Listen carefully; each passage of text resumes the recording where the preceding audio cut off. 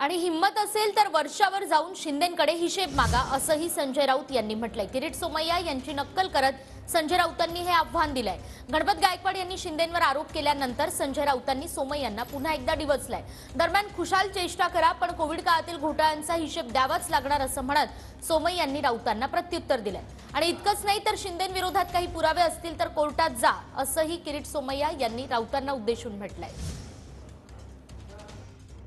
एक बोबडा नागडा पोपटलाल हिशोब तर द्यावाच लागेल, हिशोब द्यावाच लागेल ना। आता त्या एकनाथ शिंदेकडे हिशोब माग।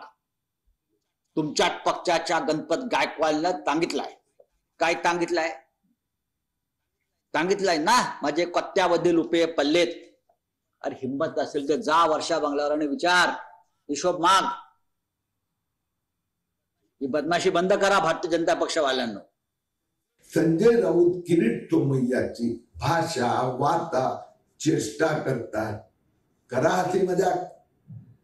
आपल्याकडे एकनाथ शिंदेचा भ्रष्टाचारासंबंधी काही पुरावे असेल जा पोलीस स्टेशन न्यायालयात, परंतु कोविड घोटाळ्याचा हिशोब तर आपण द्यावाच लागणार।